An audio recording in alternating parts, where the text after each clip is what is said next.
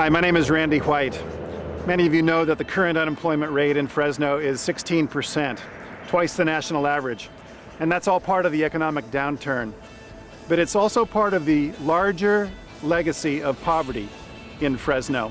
Some of you know that Brookings Institute came out with a report about a year and a half ago that indicates Fresno now has the highest level of concentrated poverty of any city in America. Concentrated poverty is when any neighborhood has 40% or more of its residents living under the federal poverty line. Fresno has more neighborhoods of that type than any other large city in the country. So as leaders in the faith-based community, civic leaders, elected appointed officials, as leaders, how do we respond to that? It's easy to let these realities just numb us. We become numb to all the statistics. We tend to accept it as inevitable. This is just the way it is. So that's one response. Or the other posture is we try to fix it. We initiate all sorts of new programs, which ultimately are unsustainable. Many of us have wondered if there's a third way. So the No Name Fellowship Steering Committee has given the task to the university's Fresno Institute for Urban Leadership and Bakke Graduate University of investigating that third way. We sent student interns out to listen to residents and leaders in our poorest 22 neighborhoods in Fresno. We sent these interns out in the belief that the neighborhoods themselves already know what the issues are, what their challenges are, and the neighborhoods themselves are the best location for the solutions, sustainable solutions to these issues and problems. This legacy of concentrated poverty. But here's the problem. The voices of those leaders and residents in our poorest neighborhoods are rarely ever heard in the public square. Proverbs 31 says that we're to give voice to those who have no voice. So here's what we did. We sent student interns out into those 22 neighborhoods armed with video cameras and two powerful questions. The first question was, what are the strengths of your neighborhood? What are the assets and the amenities, the things in your neighborhood that are strong and good that could be built upon? It's always easy to start with the problem question first. Tell us what the problems are. But we asked what the strengths were. We want to know what could be built upon. And the second question then, we asked residents themselves to define the issues that needed to be addressed to immediately improve the quality of life. What could neighbors do? What could the city do to address those issues? This empowers a neighborhood when you ask these questions. The outcome of this 9-month project is that while you're watching it, you'll have a chance to hear the voices of Fresno's 22 poorest neighborhoods. So come on, Fresno, let's listen, and then let's partner together with residents and leaders to seek the well-being of this city.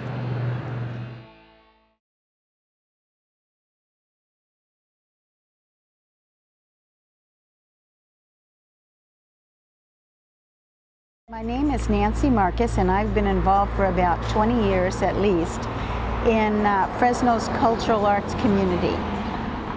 For almost all 20 of those years, I was helping develop the building behind me, which is called Art de Americas. It's a Latino arts center.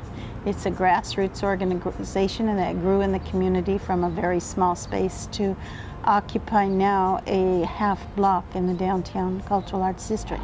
Arte has been surviving and struggling on its own, but it located here specifically because it's going to become Fresno's cultural arts district, and the location was important to us because it's across from the Metropolitan Museum.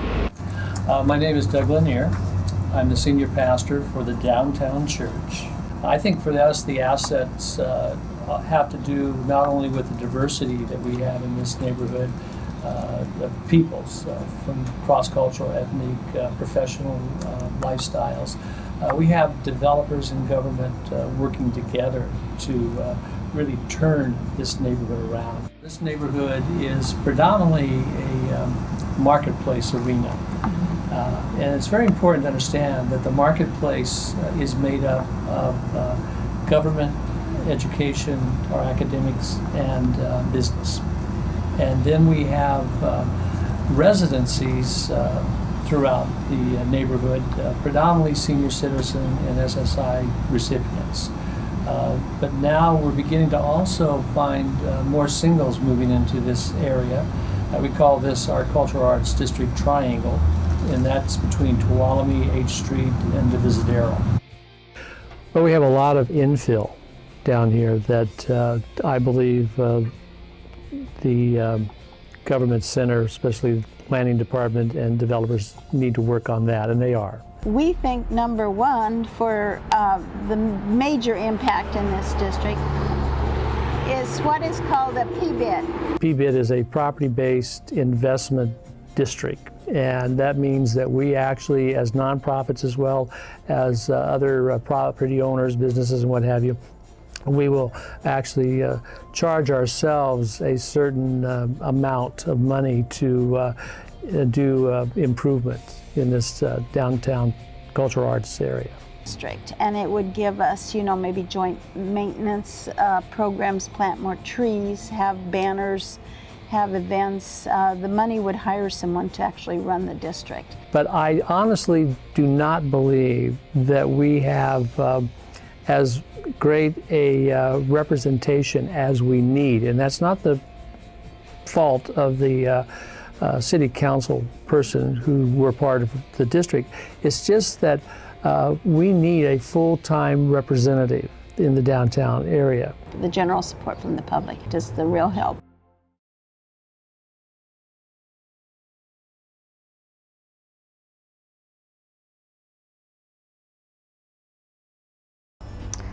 Well, as far as I know, this is the west side. I think the three most important assets in our community would be home, for one place is home, and then school, and also the church. The greatest asset is a church that reaches out and helps the people in the neighborhood. The greatest asset to me right now, I think, would be, that I know of, would be the police, because the response when I've called for disturbance or whatever, the response is really good. Them, Salvation Army, the Catholic Charities, EOC, I think, is the abbreviation for this place that has helped me with my utilities.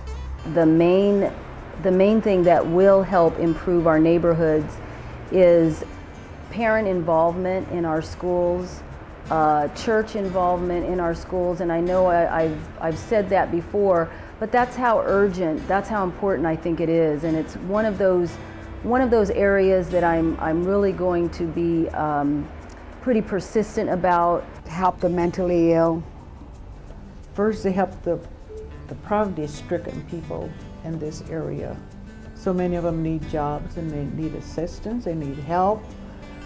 Health insurance, a lot of them are ill, and we have a lot of children around here who need help. So it's just a lot of help is needed here. The homeless. There's a lot of homeless people here in Fresno, and it would be great if they can help them, because it seems like the number of homeless people they're growing. It's growing dramatically. I think that they should find a way to get money to help those people, especially the homeless. There's so many children that just need a really good mentor, just someone that's there, someone that they know cares for them, whether it's in the classroom, whether it's outside of the classroom. Just any area like that would be really, really helpful to our schools.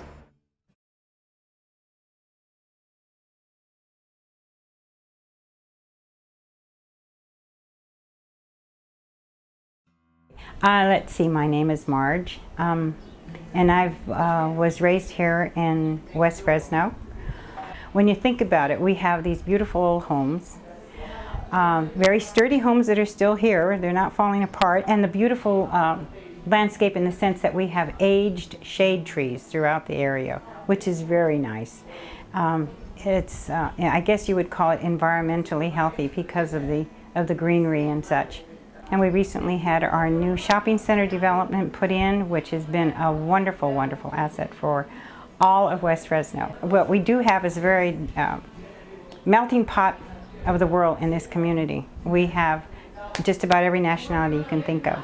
My name is Lee A. Pointer, Lee Actress Pointer, and I'm one of the pastors here at Glory Bound World Outreach.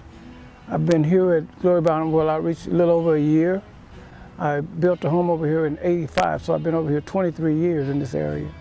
Well, number one is the formulation of the Magnificent Spiritual 7.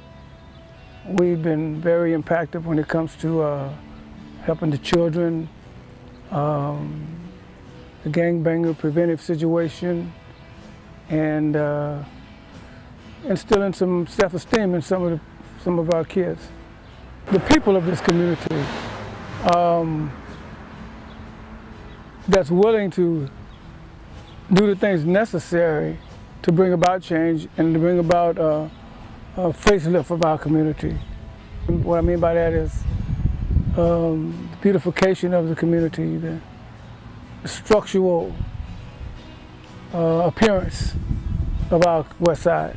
Hi, I'm John Jones, and I've been living here in this house about 5 years going on now. The school is right here, the Boys and Girls Club is right here. You know, like it's summertime now, the pool is at the school, is open to the public. We have a lot of fields around here for recreation. We all courts, Frank age, we go to a gym. So a lot of things are nice around here. One of the biggest things is that to encourage our police department to continue their gang elimination efforts. There's many of the areas in West Fresno that have dirt surrounding their homes. To put in, viable sewer system, curbing, and sidewalks that are going to be safe for people to travel on. I would say mainly cleaning up the streets. I don't know, there's a lot of debris around, there's always a lot of trash. We have to go way across town for a lot of things when we need to have things right in our own neighborhood so that we don't have to spend the gas going across town to sustain us when it comes to our livelihood. Self-esteem comes from appearance. And if our area is beautified, then I believe our people would have a lot more pride in where they live.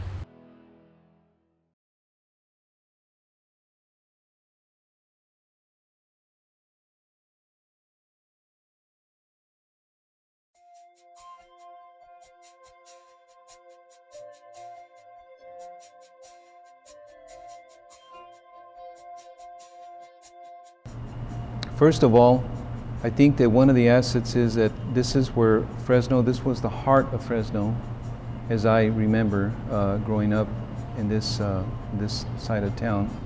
It seems that it's kind of moved out and kind of left the area vacant, but I still feel that this is one of the greatest assets because this is Fresno. These buildings downtown here can never be redone again.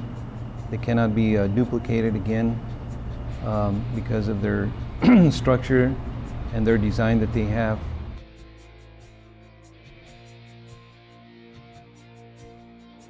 They actually call for help when you need help.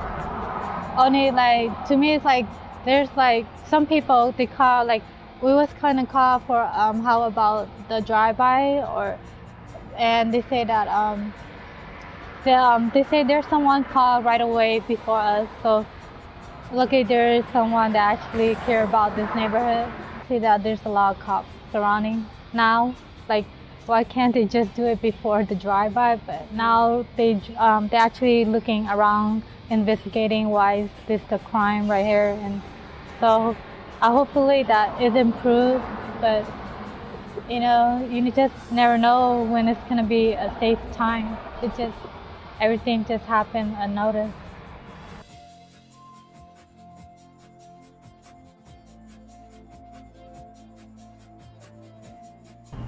I told them, what's happening is that on this side of town there's a lot of vacant property of old houses that have been torn down, and so we keep building north of town. We're already down to the bluff, down to the river, and there's no building going on this way. Where we could bring working class people, you know, they keep spending a lot of money trying to figure out what to do with the Fulton Mall, you know, and it don't seem like anything's ever going to get done if you don't have a working class of people living in the area. This nearby the freeway, so it's like the speed limit is kind of different from the other one. Like I would prefer like nearby school is like 10 per mile, but or resident is like 25, but this street is like 40. So sometimes it's just too fast.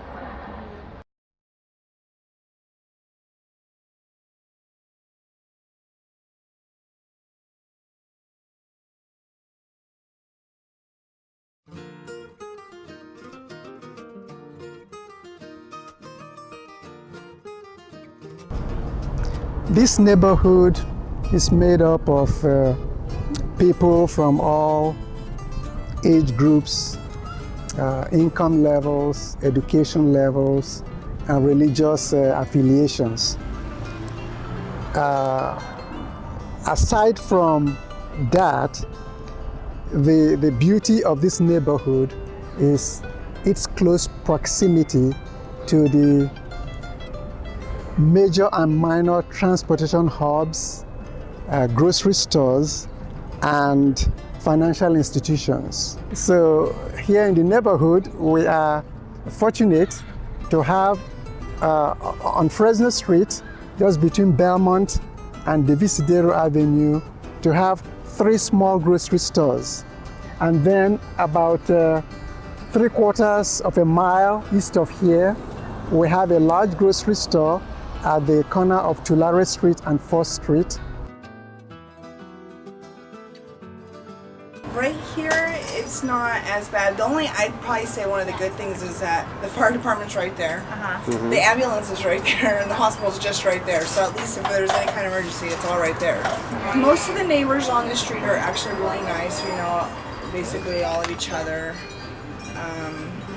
It's kind of close to the stores. There's a school real close by. So I mean, those are probably like the good qualities I'd say about right here. It's not that bad.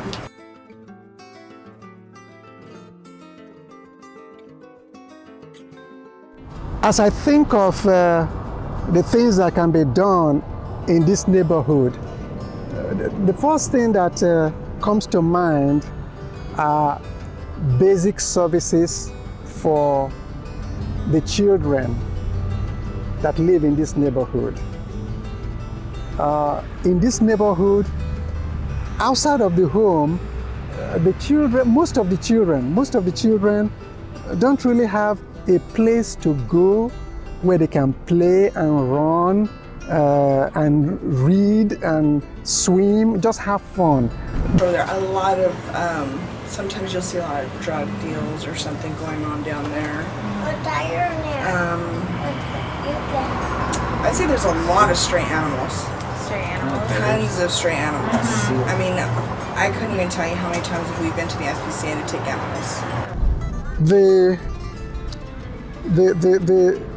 My recommendation to addressing the economic and educational needs of residents in this area is for the city and the community regional medical center and the businesses and financial institutions in downtown Fresno to work together. Them coming together can actually make a difference and help to enhance the economic picture and the level of quality, the economic picture and the quality of life of residents in this area.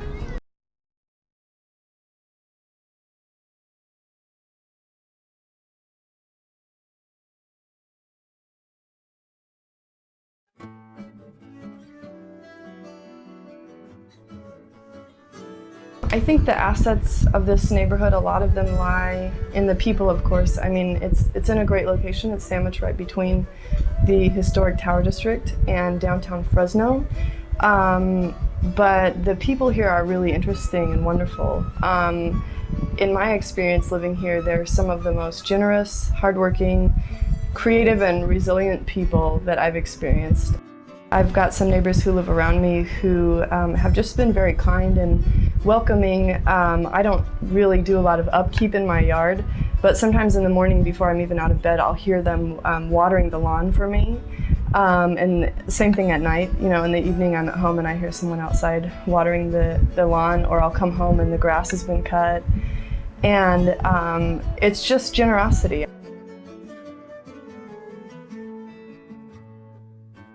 There's churches and other organizations that pour into the life of this community and really care for this community.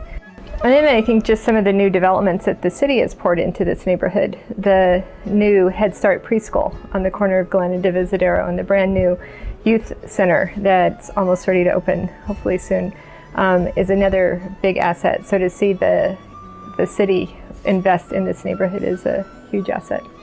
One of the biggest problems I see is a lack of trust with the police department, and I think it goes both ways. I think neighbors don't trust the police. I don't think the police trust the neighbors too well, and so I think that really needs to be developed. And I think there's a fear and a suspicion that goes both ways too. Several years ago, we had a neighborhood police meeting over at the elementary school where police and neighbors could interact, where they broke up into small groups and got to talk one-on-one. Oftentimes what happens is, businesses want to go where the money is. And this is a neighborhood that probably doesn't have a lot of money. So if there could be a voice to speak out to help city officials realize that everybody in our city, needs to have the same opportunities to live a good quality of life, then this end of town could use some more community parks and some more local grocery stores. And there's probably a whole list of things like that as well. The neighborhood is beautiful. It's got old homes. It's a historic neighborhood. It's close to all the freeways. It's a beautiful place to live. And I think the neighbors also contribute to an asset of the neighborhood.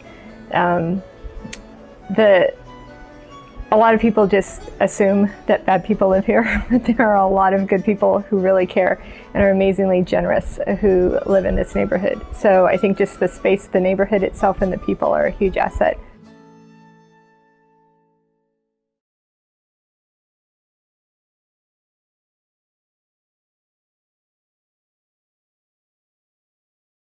Es Victoria Nájera, ser una que voy para 3 años y nunca he tenido problemas con los vecinos ni los vecinos conmigo. Gustaría, no sé si será mucho pedir, pero algunos juegos o algo para que los niños se entretuvieran como ahora en tiempo de vacaciones, porque en este área no hay muchas cosas que hagan los niños más que ver televisión.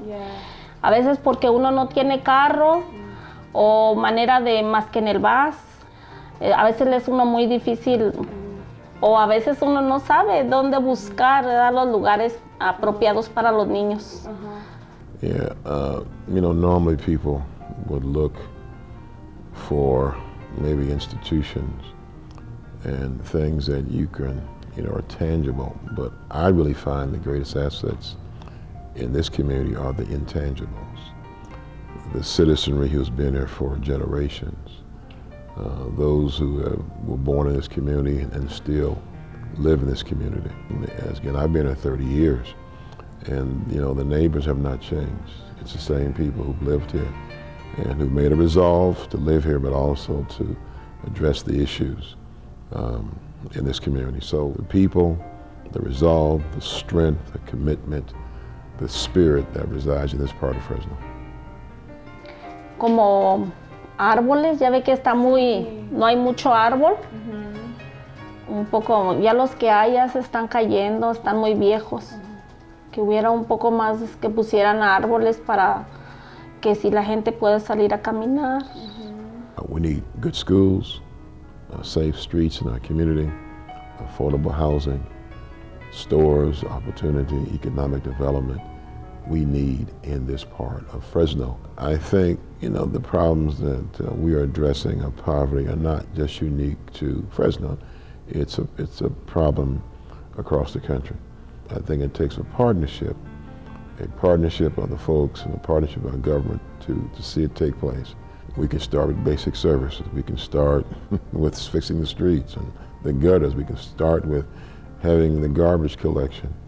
Because our people, again, complaints, and again, I've been here a long time, and people channel their concerns and their complaints through me.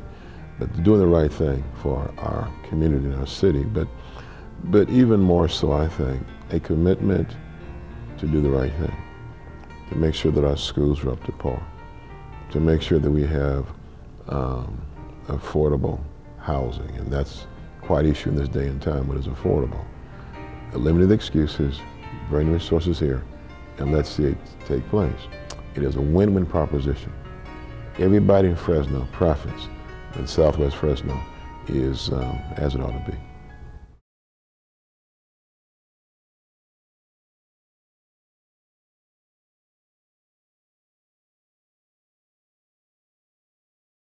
I believe the three greatest assets and or amenities in this neighborhood, number one is land. It's just the land here is just phenomenal. I think secondly, the diversity in this community. And then thirdly, I believe there is a certain sense of unity in this community. I think that just the opportunity for growth here in West Fresno, it's not as congested as other parts of town. And then, by virtue of the crops here, the land is fertile, and so I think it's just phenomenal. There's just so much space here, so much greenery here. The various cultures that are here, Latinos, African Americans, and not just African Americans, but African Americans that have been in West Fresno for years, the longevity of them, and then the Asian community that have really integrated and become a part of the community. I think planting flowers and trees, and in many cases grass, can be done immediately in this community. If you drive off of the 99 corridor coming west in any direction, on city property, we're missing greenery. We're missing flowers. When communities have flowers planted in greenery, communities feel much better about itself. So that's number one. But then number two, I think immediately the neighbors and the city can negotiate bringing viable, fresh produce into the community, whether it's via a farmer's market or whether it's via a Save Mart. That can happen immediately. The third thing that can be done immediately, which is probably the most important, is community policing.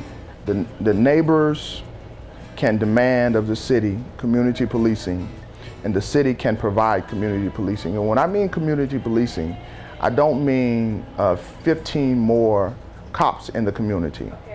I mean the existing officers who are in the community to get out of their cars and walk the community and get to know the neighbors. That can be done immediately. Yeah. From an African American male's perspective, I'm a very relational person. Let's build a relationship. Okay. Get to know me. Get to know my name. Get to know what led me to my current predicament. Get to know why I'm an alcoholic. Don't just tell me, or understand why I'm in a domestic violence situation. I think relationships. Get to know the children of the neighborhood before you have to arrest them. Play ball with them. Let them experience what your siren is like. Those kind of things when I say community policing.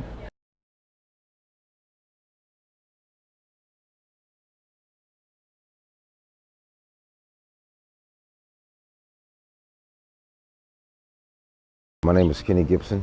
I've been here since 2001, and I've been in Fresno off and on for like about 40 years. The greatest asset, we got a Ivy Center right here.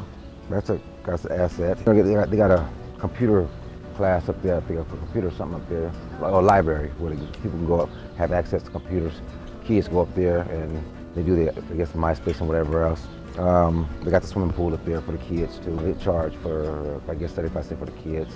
We could use an amusement park over here. You know, like they got like the water parks. So all our water parks are across town, or Clovis Lakes, or you know, we don't have nothing over here.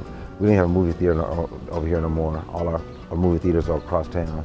All the skate parks and bike parks, everything's across town. I plan to build a bike park. It's gonna take some money. It's gonna take some people coming together.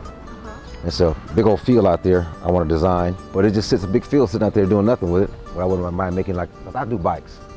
I fix bikes and whatever. That's great. Is this your business? No, my business is electronic recycling. Oh, okay. And that's what I receive TVs and everything really electronic, from stoves to whatever, refrigerators and things. But this year I do it it was a hobby, but it became I don't know, it just possessed me.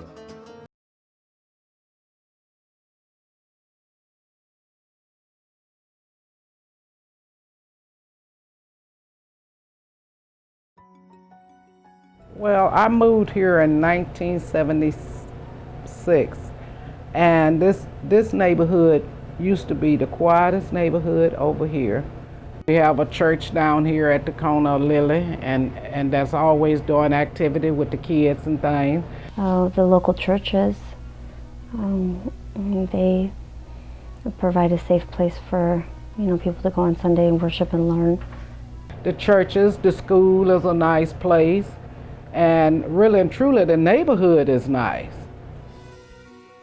I would be interested to know what the city is doing to address systemic poverty in terms of there is a lot of concentrated poverty in Fresno, and it all seems to be in one area. Needles drop, little bags all over the street. The kids sees all of this. One of them might go out there and pick it up. You don't know what's on that. Is these children who've grown up without any parents at all, and just the shocking behaviors that they've learned. We have the most check cashing places, the most liquor stores, the most pawn shops, things that I think contribute to that. There is a serious lack of employment on this side of town. With that, there's also, among the poor, a lack of transportation to go outside to get better jobs. We don't have, places in the area we're getting a youth center. I think the only places that we have in our area are like parks for the kids to hang out at. It's all of the poverty, and so with that you get an influx of drugs, unemployment, hopelessness, homeless, people who are hungry. And it just concentrates everything in one area, and it seems to be an area that the rest of the city knows about, but nobody really seems to be doing anything to change the situation.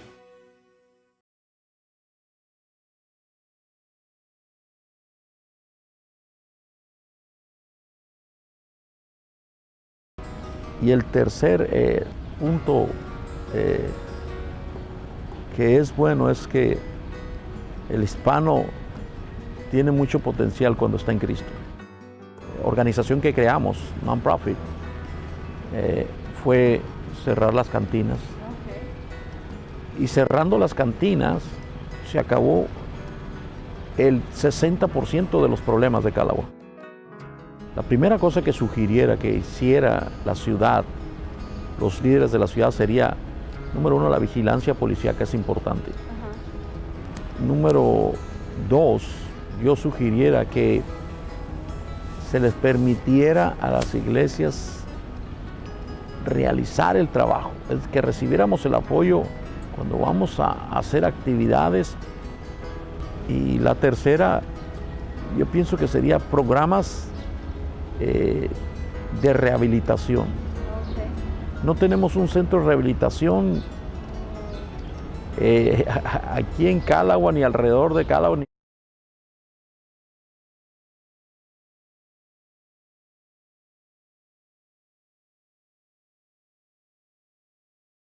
I think some of the greatest assets in this community are the things surrounding this community. We have 2 churches in the community. We have the Boys and Girls Club in the community.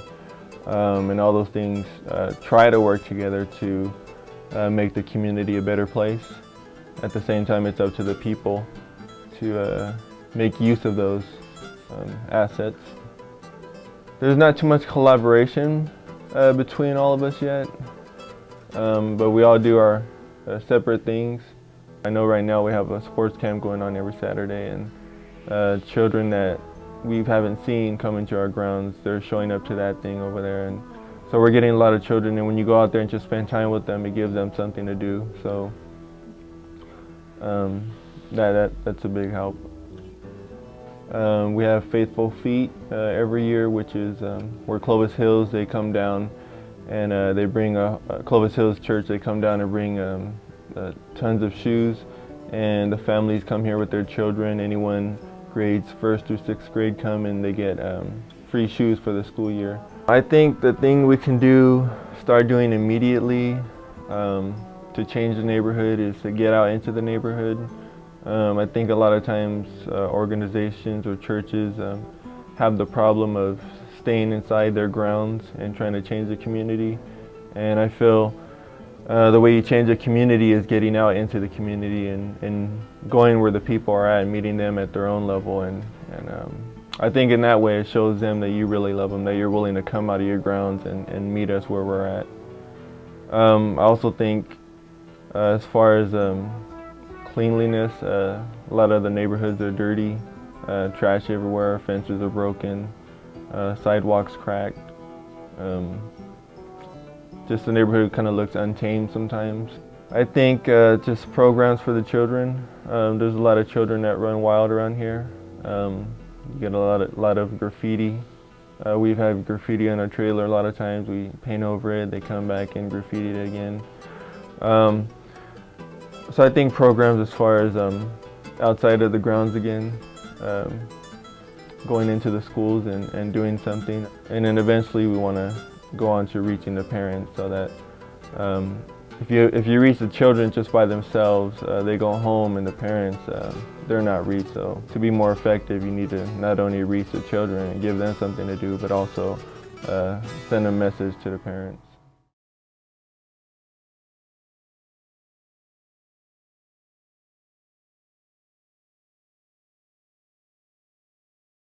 Starting with the first greatest asset in our neighborhood is that there are lots of kids. There are a lot of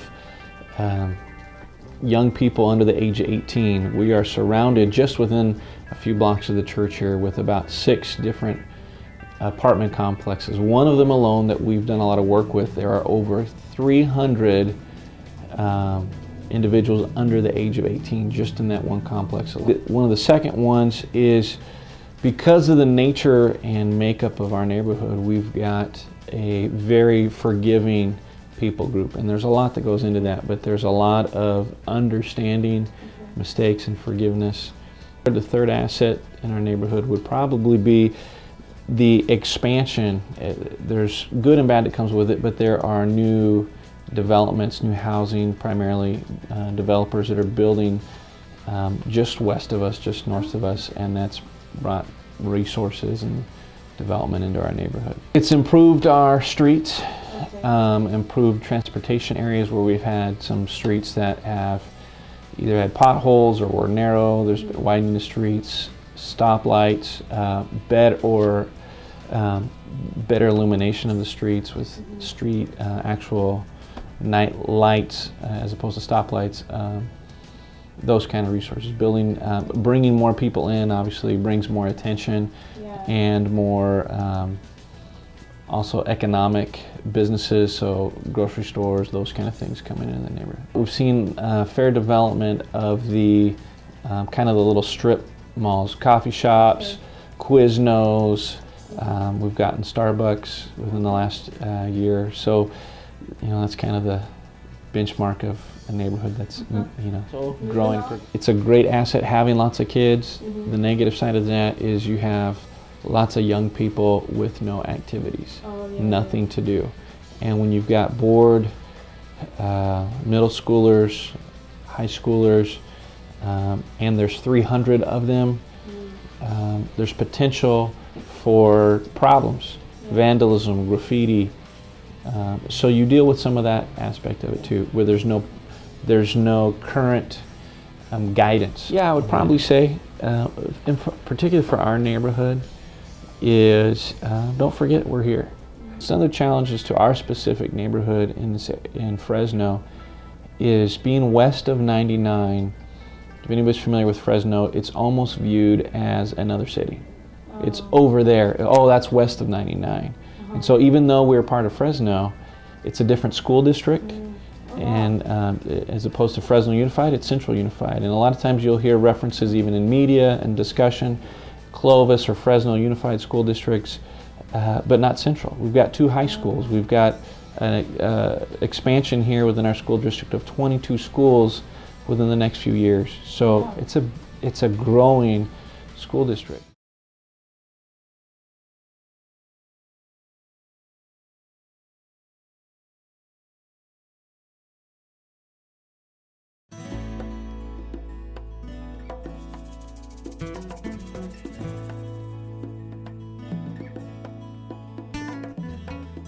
I think the 3 greatest assets of this neighborhood, which is the Tower District, is obviously the Tower District, the business district, which gives a lot of life to the community economically, but just culturally as well. The different types of shops that are there and the different types of activities and cultural things that go on is definitely the main draw to this particular neighborhood and community. No matter where you live in the district, it just feels like people have pride and ownership of where they live. Fresno City College, which is just down the street from the Tower District as well, and of course is an educational center for the city and is where most people in the city are educated. Small businesses are going to go out of business first, specialty businesses and restaurants, and so in order to keep the Tower District alive and giving that neighborhood continued life, I think it's really important that we continue to support the business community in the Tower.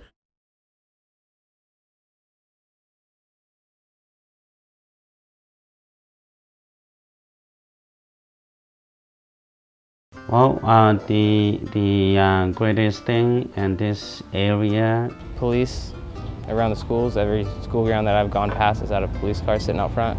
Everyone can feel comfortable here. A lot of gated neighborhoods and gated apartment complexes to keep people other than residents out. The school Mayfair has carnivals and we all go over there and have a fun time, and churches over there, the Christian church always has food out so they can help us with food through these rough times, and also like they have harvest festivals and all that. The leadership of the Fresno County people that working to helping with the to improve. We all live in peace here.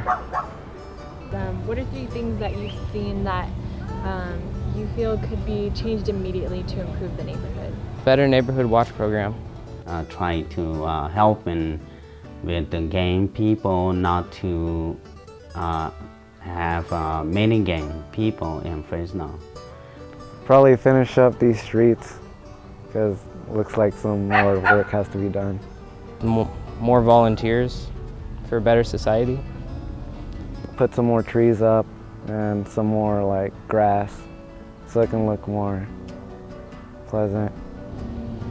More outreaches for youth, more real outreaches. There's a lot of outreaches for youth today and to help our kids to try and make people better, to make people walk in the right direction, but it's, you know, like a 50-year-old man trying to guide a 10-year-old kid and be his friend at the same time. There's a conflict of interest. So we need more young people around the ages of, 19 to 22 that are reaching out to the kids that are, 15 to 17, and then, another age bracket for another age group. Have to help in each other.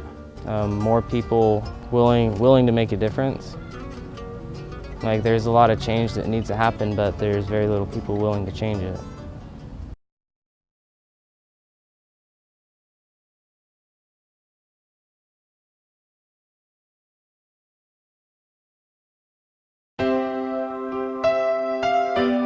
takes a community to come together.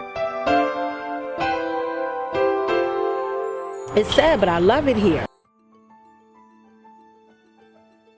Three great things that I see in this neighborhood is we have a local elementary school, and they provide a lot of good things for us as parents. Another good thing is that the school does have security. You cannot go past the school grounds without going through the office and reporting in. Name is Delbert Foote. The first would be the school, A&L. That has been a very positive impact into our neighborhood. It's kind of weird. Emergency housing, which is right down the street here. The reason I say that, when they first came in, it was chaos. But then there was a change in philosophy where they didn't look at these people in emergency housing as victims, but people who need to take responsibility for their lives. We have a problem with having any respect for personal property or the actual person. Here at our church, we stopped counting after 50 break-ins. It's sad, but I love it here. I raised my grandchildren here, you know, and I plan on staying here, but I want to make sure that they have the same equal opportunity as everybody else does.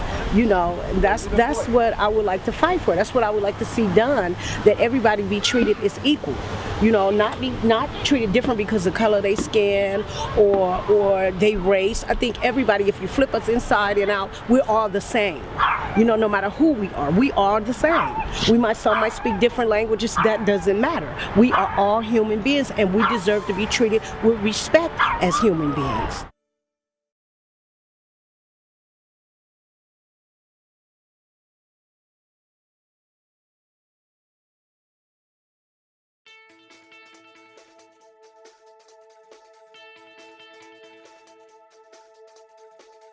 I'd say number one, the school, Rao Elementary, that's a block away from the church. It provides a lot of services for the neighborhood. It coordinates a lot of things and works together with the churches in the area. I would say the school is the most important asset because it is the biggest meeting place or the most central meeting place here. One of the assets of the community that I see is, first of all, that they're very receptive to a lot of the ministries that we do for them.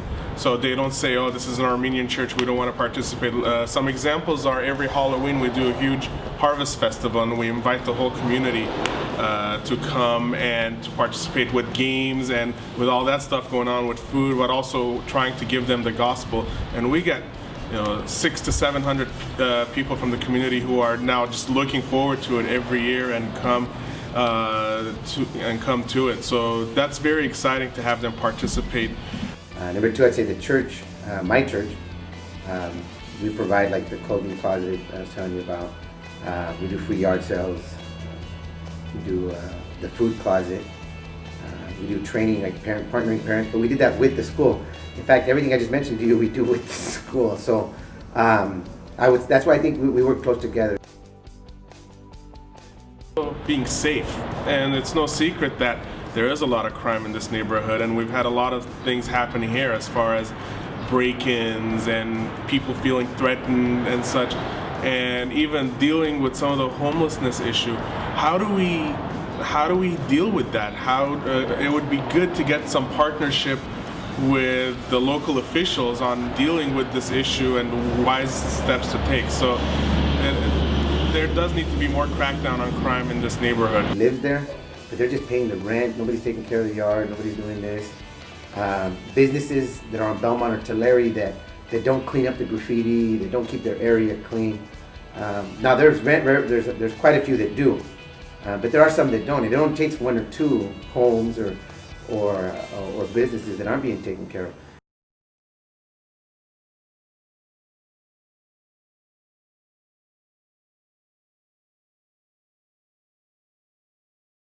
Yeah, it's a lot of kids in here, you know what, in this block, you know, and we worry because, you know what, the people, a lot of cars, they come in driving about 50 miles an hour, sometimes, you know what, 20, 30, 40 miles. They drive, you know what, about 5, 10 miles in here. It's a little bit slow. Well, neighborhood here, you know, is quiet. The thing I like about this community is actually nighttime. It's nice and quiet, no traffic. It's a really nice neighborhood. I've been here in this neighborhood for over a year. I like this neighborhood. I wouldn't change anything. It's a nice, quiet community. Nice and quiet. This is sweet.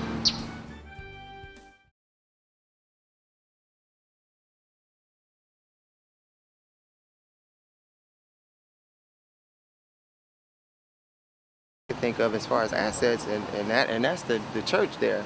Church, go to church, do, on Sundays, and keeps my mind focused and stuff. Well, we've had carnivals, potlucks, and outreach. We love our clubhouses, and we used to climb. We used to climb on the trees and stuff. But they cut it off. Yeah. Oh, they cut down your clubhouse? That's too bad. I could name many bad things about the neighborhood. The community leaders need to also more jobs. Want them to like people getting off of gangs and getting out of gangs and off of drugs and people just trying to get their life on track that was in jail, going back and forth to jail, and some of them got families, it's hard to try to take care of their families if they can't find a job and they trying to change, and so also, they just need to make a program for that. Like people got a record, background, felonies, because when you're trying to find a job, it's kind of hard. Well, one of the things I would say is, as you can see, we have a lot of little small kids around here. I think what we need around here is speed bumps, stop signs. Why can't you play out here in the street all the time? Because car speed. We need to just build something for the kids, for like an after-school program or something like that, just keep them, focused also in school.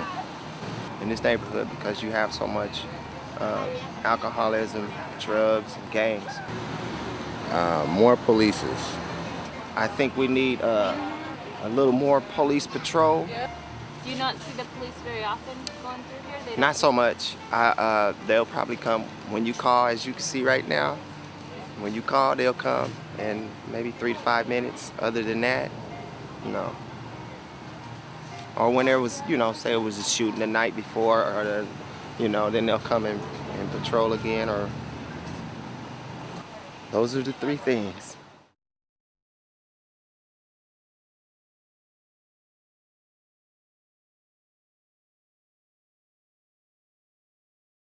My name is Martin Mercado, and as you see, we're here interviewing, and this is part of my family, my mother and my nephews.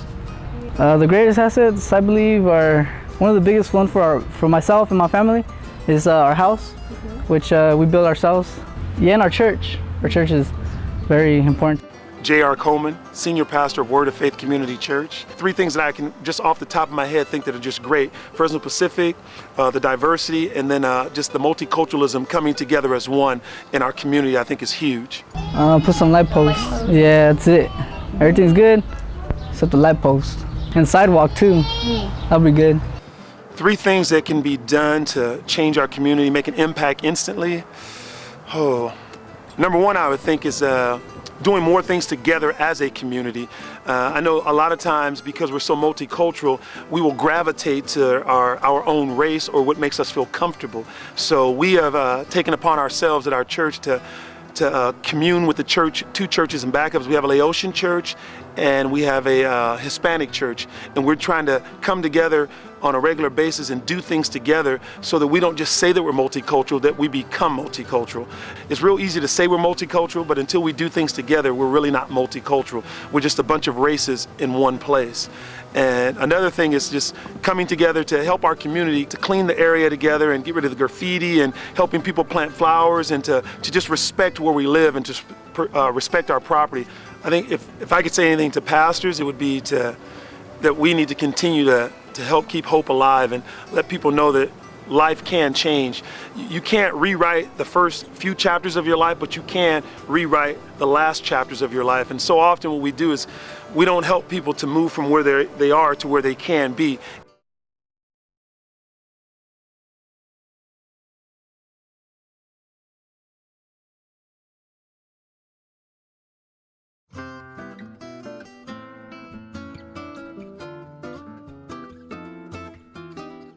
that in this neighborhood, one of the best things is that there is a police substation not too far from here. So there is a lot of patrol that goes on, so that adds, I don't know, a sense of protection and safety.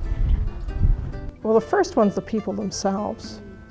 We have the assets of the neighborhood being a small, long established neighborhood, the people themselves, and we have an incredible diversity of people in the neighborhood.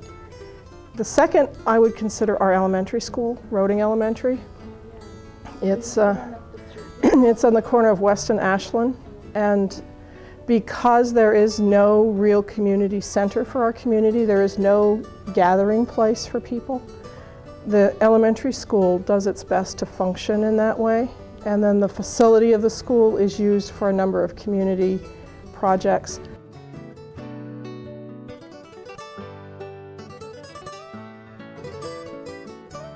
I think one of the biggest things that city leaders could do to help this neighborhood is to do something about the homeless population, because there's a recycling center not too far, actually just one street over, and they tend to congregate here, and it's just so many, and it's so sad. Because one of the big issues is making sure everybody has enough food.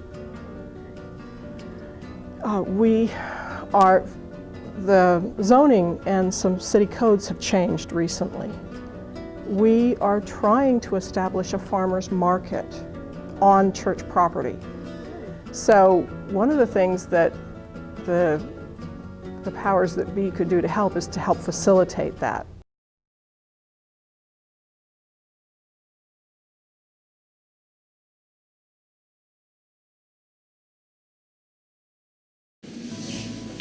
Well, I would say one major asset is the large number of churches we have in this area.